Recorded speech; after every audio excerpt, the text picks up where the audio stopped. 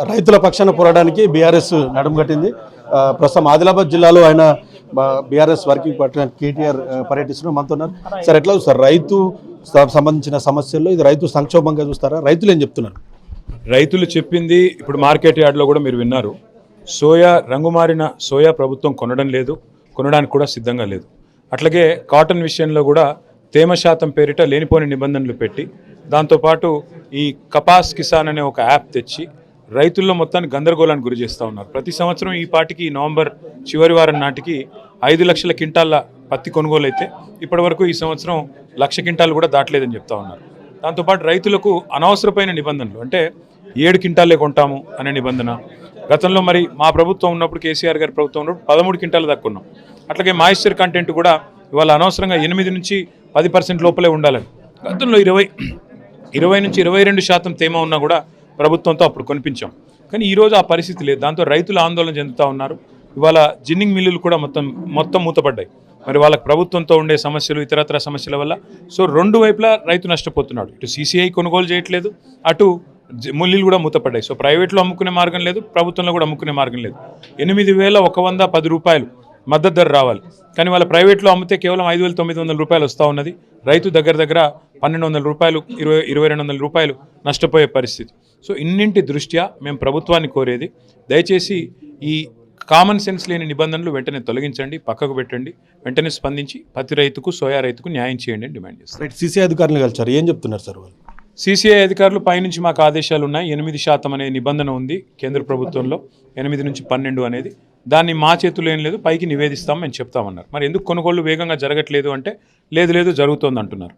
కానీ ఆ యాప్ కూడా బాగాలేదు, యాప్ వల్ల కూడా ఇబ్బందులు ఉన్నాయి. కపాస్ కిసాన్ అనే దానివల్ల ఇబ్బందులు ఉన్నాయి, తొలగించండి అని చెప్పాం.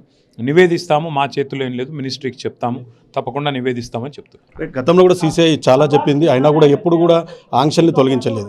ఏం చేయబోతున్నారు ఇప్పుడు? CCI CMD కూడా రాష్ట్రానికి రాబోతున్నారు, మంత్రులతో చర్చలు జరపబోతున్నారు. ఏం చేయబోతారు next? Cotton corporation of India వాళ్ళు మాత్రమే కాదు, ఇక్కడ స్పందించాల్సింది భారతీయ జనతా పార్టీకి సంబంధించిన నాయకత్వం, కేంద్ర ప్రభుత్వంలో ఉండే భారతీయ జనతా పార్టీ ఎంపీలు, ఇక్కడ ఉన్న ఎమ్మెల్యే గారు స్పందించాలా, వెంటనే కేంద్ర ప్రభుత్వానికి నివేదించాలి. అల్టిమేట్గా ఇది రాజకీయ నిర్ణయం. రైతులు ఇబ్బందుల్లో ఉంటే మీరు బయట విదేశాల నుండి దిగుమతి చేసుకోవాలనే ఒక ఆలోచనతో ఇక్కడ ఉండే పత్తి రైతులు నిండబెడతా ఉన్నారు, పత్తి రైతులను చిత్తు చేస్తున్నారు. ఇది మంచిది కాదు. ఇప్పటికైనా కేంద్ర ప్రభుత్వం మీద ఒత్తిడి తెచ్చి వెంటనే స్పందించాలని చెప్పి బీజేపీ నాయకత్వాన్ని కూడా మేము డిమాండ్ చేస్తాం. మీరు కాసేపటి క్రితం మాట్లాడుతూ ప్రైవేటు వాళ్ళది ఏదైనా కుట్ర ఉందని చెప్పి చెప్తున్నారు. ఓవరాల్గా ఈ క్వింటాలకు 7 క్వింటాలు కొనడము, ఈ తేమ శాతం ఇదంతా చూస్తే ఏమనిపిస్తుంది సార్? విదేశాల నుండి దిగుమతి చేసుకోవాలనే నిబంధన ఒకటి పెట్టడం వల్ల ఇవాళ స్థానిక రైతులు చిత్తవుతున్నారు. రెండవది, ప్రైవేట్ మిల్లులతో కుమ్మక్కవడం వల్ల కూడా బహుశా కావాలనే కొనుగోళ్ళకి వేగం తగ్గించినట్టుగా కనబడతా ఉంది. మూడవది, లేనిపోని నిబంధనలు పెట్టి బయోమెట్రిక్ అని, కపాస్ అని చెప్పి, కిసాన్ అని చెప్పి ఇట్లాంటి యాప్స్ తీసుకొచ్చి అనవసరంగా రైతులను ఇబ్బంది పెడుతూ ఉన్నారు. దీనిలో ఏదైనా కుట్ర కోణం ఉందేమో అనేది అనుమానం. కానీ అన్నింటికి మించి రాష్ట్ర ప్రభుత్వానికి కూడా చిత్తశుద్ధి లేదు. కేంద్రంతో మాట్లాడి సకాలంలో వెంటనే ఈ సమస్యను పరిష్కారం చేస్తే ఇవాళ రైతులు రోడ్డెక్కే అవసరం ఉండదు.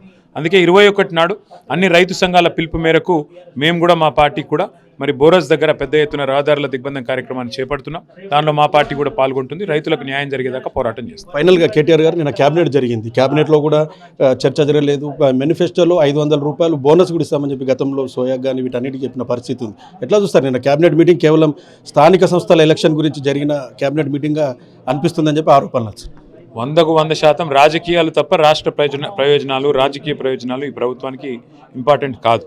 మీరు చూస్తే ఆదిలాబాద్లో కానీ, వరంగల్లో కానీ, ఖమ్మంలో కానీ, మహబూబ్ నగర్లో కానీ వాళ్ళు దాదాపు 50 లక్షల ఎకరాల్లో రైతులు పత్తి పండిస్తూ ఉన్నారు. కనీసం పత్తి రైతుల మీ చిత్తశుద్ధి ఉంటే, ప్రేమ ఉంటే నిన్న ప్రభుత్వం చర్చించి ఎక్కడెక్కడైతే అతివృష్టి వల్ల నష్టం జరిగిందో అక్కడ పంట నష్ట పరిహారం ప్రకటించాలి. PM ఫసల్ బీమా యోజన అన్నారు. మరి ఎవరికి లాభమైంది ఈ రాష్ట్రంలో ఇప్పటివరకు అంటే సమాధానం లేదు.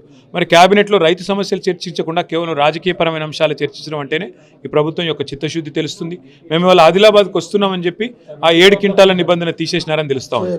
మేము ఇక్కడికి వస్తున్నామని చెప్పి సోయాబీను మరి దాని విషయంలో మాత్రం 7ను 10 చేసినట్టుగా తెలుస్తున్నది. దాంతోపాటు ఫింగర్ ప్రింటింగ్ కూడా తీసేసినారని తెలుస్తున్నది. సంతోషం.